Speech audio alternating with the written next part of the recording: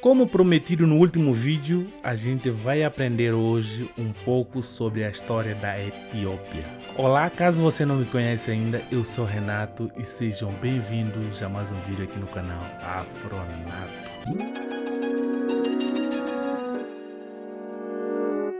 Um dos lugares mais antigos do mundo é onde hoje se localiza a Etiópia. O país africano possui uma riqueza histórica e cultural gigantesca e hoje o Vogalizando a História vai te contar um pouquinho sobre a história desse país.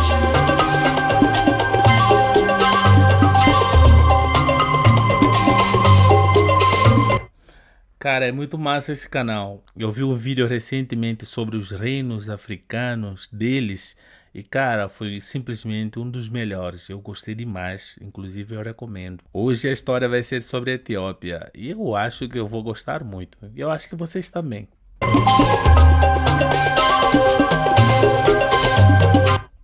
Olha, o Fidel Castro, os soldados nas trincheiras aí.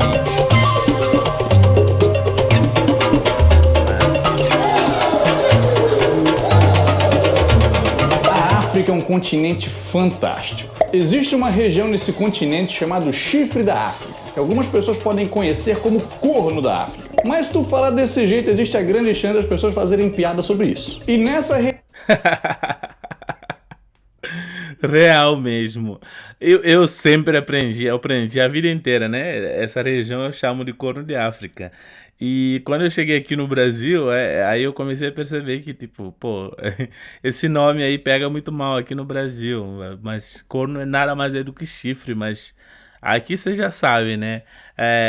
A linguagem brasileira é muito quinta série, né? Você fala corno da África, aí o pessoal já te olha assim do jeito, todo mundo preparado para rir. Mas essa é a beleza do Brasil, é por isso que eu amo o Brasil, esse jeito descontraído, né? De levar tudo mais por um lado, assim, de zoeira, de brincadeira, é muito legal. região a gente encontra um país chamado Etiópia, que é um dos dois únicos países do continente que nunca foi colonizado por um europeu. Não que a Itália não tenha tentado, mas não conseguiu. Tentaram e sofreram derrota mesmo. A Etiópia tem uma história gigantesca e a gente vai aprender um pouco sobre a Etiópia hoje. Você se perguntando, o outro país é a Libéria. A Etiópia é um país de muita beleza natural, várias cadeias de montanha e uma vida selvagem fenomenal. Lá tu pode encontrar leão, zebra, girafa, rinoceronte e até as raras espécies de macaco gelada e lobo da Etiópia. Macaco gelada? Macaco gelada. Animal, né? Não, macaco é uma cerveja. Se tu algum dia se perguntou de onde veio o café, não se pergunte mais. Ele veio da Etiópia. O café me dá uma dor de barriga. Então toma o café.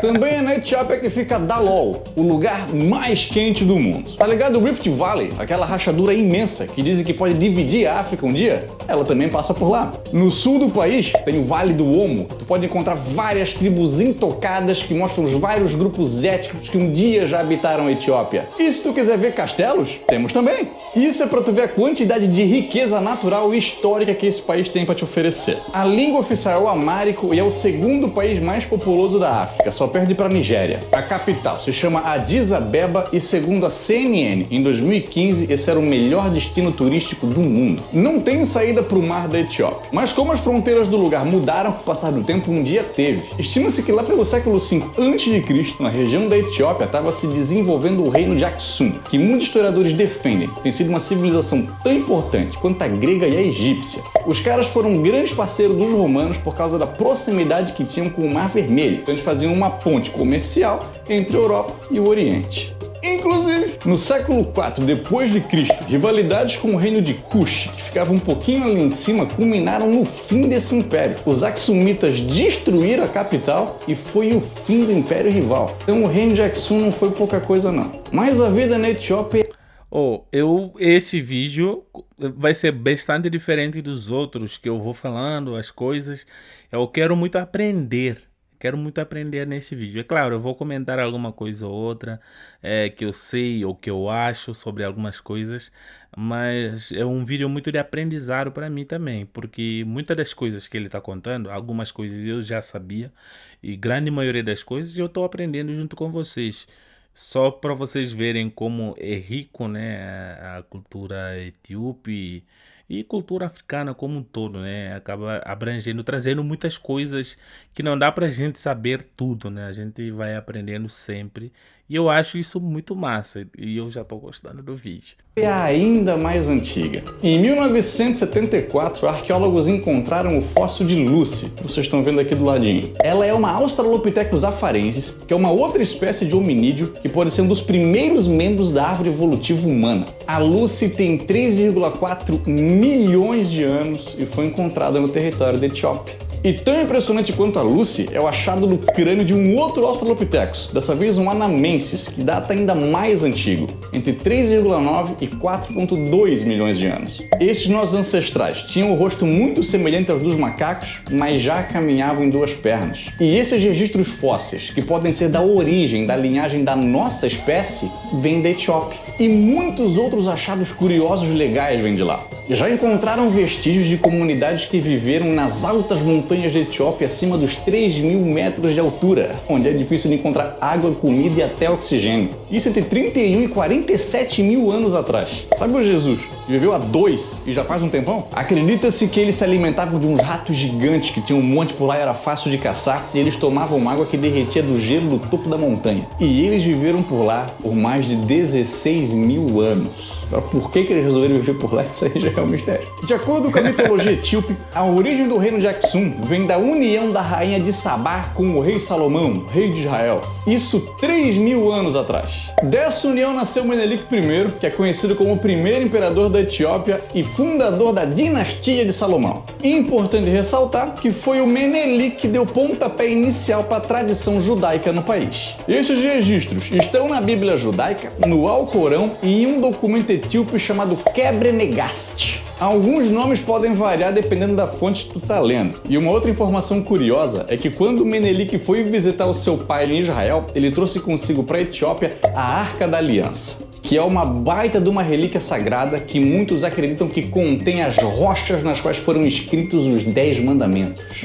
Imagina, cara, essas pedras. O cara tava no meio, em cima do morro, e o raio escreveu, não matarás. E essas rochas estão lá. 10 coisas a Deus, não deseja a mulher do próximo. Porra!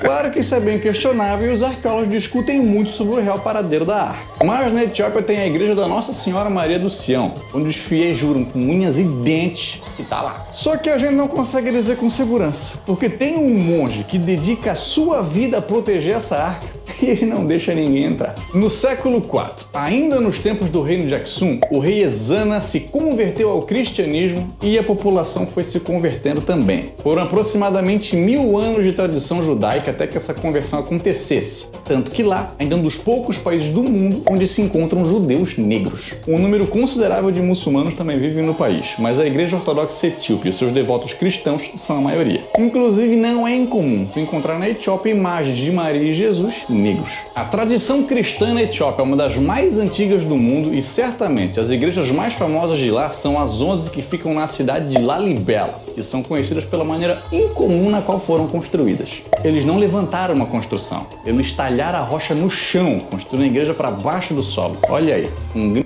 Caraca, é muita ciência, muita arte, é muito conhecimento.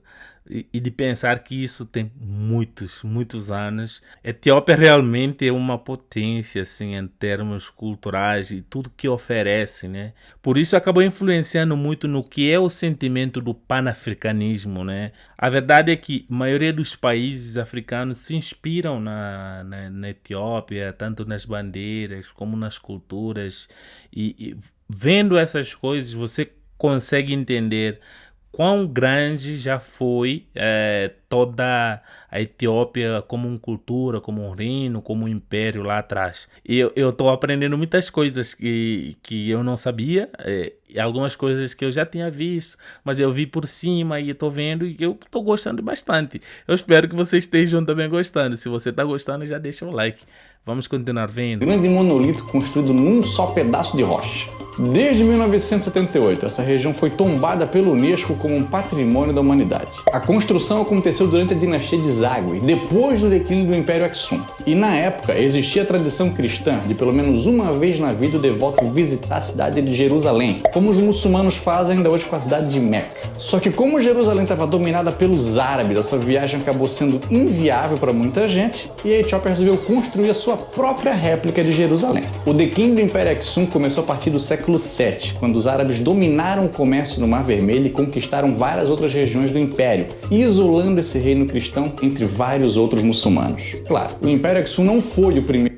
É muita riqueza, é muito conhecimento, é muita arte, é muita informação, né? É muita informação em pouco tempo, realmente.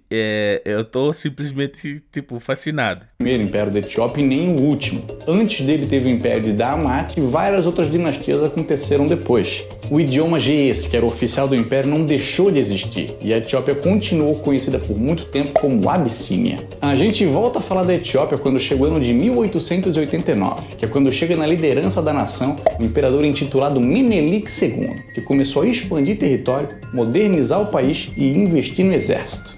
Com a liderança do cara, escolas e hospitais foram abertos, bem como uma grande ferrovia que ligou a capital Addis Abeba até o Djibouti. Nessa época foi assinado um tratado de amizade e comércio com a Itália, concedendo a região da Eritreia para os caras, que era dominada pelos etíopes. Os italianos logo se folgaram, acharam que podiam pegar a Etiópia toda e enviam para lá 35 mil soldados para dominar a região. E levam um pau. O Menelik II veio a falecer em Essa é a parte mais conhecida, né, pelo grande público, pelas pessoas sobre a Etiópia.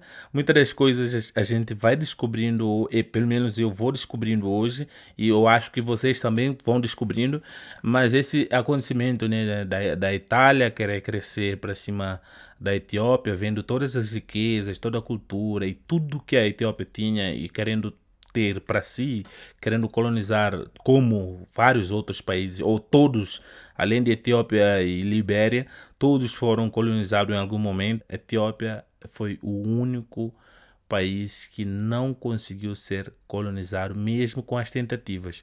Porque no caso da Libéria, não teve tentativa, porque era um território sob o controle, né, dos Estados Unidos, e como tinham os tratados lá para mandar os negros americanos que recentemente receberam suas cartas de alforria, esses negros foram mandados simplesmente para lá, para a sociedade racista americana não ter que conviver com os pretos livres. E pensando que talvez pudesse dar certo, e é claro, o projeto deu totalmente errado. Mandar simplesmente pessoas que vieram de lugares totalmente diferentes para um único lugar e, tipo, muitas dessas pessoas já tinham vivido gerações e gerações, nem tinham mais raízes tão profundas assim, não conheciam nada, simplesmente é receita perfeita para conflitos, para problemas, para muitas coisas sociais, e quem se sobressaía acaba oprimindo os outros, né? Em 1913, mas boas lideranças continuaram acontecendo. Em 1916, a filha do Menelik, Azal Ditu, assume a liderança do país, mas por ser mulher tem que dividir essa função com seu primo, Ras Tafari, que muitos jamaicanos acreditam ser o rei dos reis, senhor dos senhores. O cara era Ras Tafari. Meu irmão. É um idiota. O Rastafari assumiu como rei em 1928 e adotou o nome de Haile Selassie. Azal Ditu, em 1930, morreu e não pôde ver a primeira Constituição. E é através desse primo dele, o Rastafari, que quem tem os dread, aqui no Brasil se chama de dread, mas em Guiné-Bissau a gente chama Rastafari.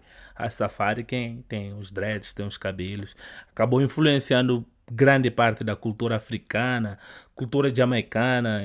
Então eu não consigo dimensionar, tipo, para mim quão gigante foi a Etiópia. Infelizmente, a gente sabe da Grécia, Roma, um pouco de Egito, mas da Etiópia mesmo a gente sabe bem pouco, é ensinado bem pouco. A história baseado na visão europeia não conta a história da Etiópia, ou conta bem pouca, bem rasamente. Constituição da Etiópia, que saiu em 1931. Essa Constituição, que ao mesmo tempo deu muito poder a seu rei, também possibilitou investimentos em saúde, educação e estrutura. Nessa época, a Etiópia já fazia parte da Liga das Nações, mas isso não impediu que em 1935 a Itália tentasse novamente invadir o país e dessa vez ela conseguiu. As forças italianas dominaram a Etiópia, Eritreia e Somalilândia e formaram a África Oriental Italiana. Com o sucesso dessa invasão italiana, o imperador foi exilado. Mas não por muito tempo. Quando começa a Segunda Guerra Mundial e a Itália se coloca do lado oposto aos aliados, Reino Unido e Etiópia se unem, montam uma frente, invadem o território da Etiópia e reconquistam o lugar. Excelente. A guerra vem acabar em 1945 e a Etiópia se torna uma nação membro fundadora da Organização das Nações Unidas. E isso foi ótimo, mas na década seguinte as coisas começaram a desandar. O regime imperial começou a perder sua credibilidade e o imperador não estava conseguindo resolver os problemas econômicos e sociais que estavam pipocando cada vez mais. Em 1960, a Somália conquista sua independência e uma disputa de terras acaba por gerar um conflito com a Etiópia. Sem falar que um ano depois, a Eritreia, que já tinha sua autonomia, foi rebaixada ao título de província da Etiópia, o que enfureceu o pessoal da Eritreia, que montou uma frente lutando pela independência dentro da Etiópia. Mais um conflito acontecendo. O imperador começou a ficar senil, dormindo sentado, mijando no pé, teve uma baita seca no país e o governo dizendo que estava tudo bem. Com a galera morrendo de fome por causa da seca, não teve jeito. E explodiu uma guerra civil em 1974. Uma série de motins e manifestações aconteceram na Etiópia e não esqueçamos que era época de Guerra Fria. Estados Unidos e União Soviética buscando ampliar a sua influência mundo afora. E assim como aconteceu na América, onde ditaduras foram financiadas por esses países, a mesma coisa aconteceu na África. A Etiópia se torna um governo socialista e essa fase várias vezes é referida como Terror Vermelho. Foi uma época de conflitos constantes. Veja bem, o governo buscava armas para combater aqueles rebeldes que lutavam pela independência da Eritreia e se aliou à União Soviética para conseguir essas armas. Só que isso não agradou boa parte da população, que não apoiava os ideais soviéticos. Logo, o DERG, que era uma junta militar que estava no poder, começou a caçar qualquer possível revolucionário contra o governo. Muita perseguição religiosa também aconteceu, e em 1984 começou a Operação Moisés, que buscava tirar os judeus de lá e levar para Israel, onde estariam em segurança. Outras operações como essa também foram acontecendo e até 1992 mais de 45 mil judeus tinham saído do país. E a década de 1980 não foi gentil com a Etiópia. Aconteceu uma seca e uma fome tão grande que muita gente até hoje ainda conhece a Etiópia por isso, por ser um lugar pobre e cheio de problema social. Tu perguntar para um estrangeiro como é que é a vida do brasileiro, ele provavelmente vai falar futebol, carnaval ou floresta. Mas a gente que mora aqui sabe que não é bem assim. As pessoas costumam generalizar algumas questões, mas é só buscar um pouco mais de conhecimento que a gente consegue quebrar alguns pensamentos incorretos. Com o fim da União Soviética em 1991, o governo etíope é deposto, um governo provisório é instaurado e em 1993 a Eritreia conquista sua independência. Só que isso não resolveu a treta entre os dois países e depois de várias invasões de territórios dos dois lados, uma guerra aconteceu. Segundo dados de 2014, a Etiópia é um dos países que tem um dos menores IDHs do mundo. Na lista tem 188 e eles estão no número 174. A mortalidade infantil também é altíssima e o número de analfabetos é bem grande. E embora demonstrações de afeto entre dois homens sejam comuns, ser homossexual na Etiópia é crime. O calendário etíope é diferente do nosso. Eles têm um calendário próprio que começa no dia 11 de setembro se a gente se basear no calendário gregoriano. E até o ano é diferente. Eles não estão em 2020, estão em 2012. E só pra constar, a hora lá é diferente também. A primeira hora do dia não é a meia-noite, mas sim quando o sol nasce. Porra, então é isso. Estou em 2012. Não falaram que ia acabar o mundo em 2012? Caralho. Os etíopes sabiam de tudo, cara. Hoje, a Etiópia é uma república parlamentarista, uma presidente mulher e um primeiro-ministro. E depois de resolver as tretas com a Eritreia, ganhou um prêmio Nobel da Paz em 2019. E a economia do país também vem crescendo, o que pode deixar a gente otimista quanto a uma recuperação da Etiópia depois de vários anos difíceis. Com certeza, a gente não vai conseguir abordar tudo sobre a Etiópia num só vídeo. Volta e meia os caras acham um novo palácio, um novo fóssil. É uma cultura milenar riquíssima e ainda tem muita coisa para mostrar para o mundo. Vai, Etiópia! Tem um montão de lugares espalhados pelo mundo que o Vocalizando a História ainda não falou. Comenta aqui. Então, galera, eu queria comentar um pouco sobre essa última parte. É uma parte triste, né, da história da Etiópia. E é bom que a gente fale sobre essas coisas. Eu falei e elogiei as partes boas, as partes que eu me sinto orgulhoso. E tem essas outras partes que me entristecem, que me dá vergonha, que eu não gostaria que acontecesse, que eu gostaria que passasse logo. Mas que bom que nesse exato momento a Etiópia está meio que tendo uma espécie de recuperação, né? Não está desenvolvido que nem era antes, não está uma grande potência, tem vários problemas ainda e está sendo resolvido, né, aos poucos, mas a gente já consegue ver uma evolução um pouco diferente em relação a, sei lá, década de 90, início dos anos 2000, comparado com agora, né, na segunda década dos anos 2000. Espero que melhore, espero que essa cultura riquíssima, esse povo fantástico que inspirou toda a África, que inspira o mundo inteiro, não acho que só a África, inspira o mundo inteiro por tanta riqueza que existe lá, não acabe simplesmente como um país pobre, um país que passou por muitas dificuldades. Fome, seca, teve vários problemas sociais que acabaram contribuindo para isso, né? Que essas guerras que teve também acabam não ajudando muito. E esses problemas sociais com os judeus, que eu acho muito repugnante, acabam ajudando a um não desenvolvimento também do país. Então é bom que eu fale as coisas boas e as coisas não boas também a gente vai falar do mesmo jeito. É isso aí, um grande abraço, um grande beijo.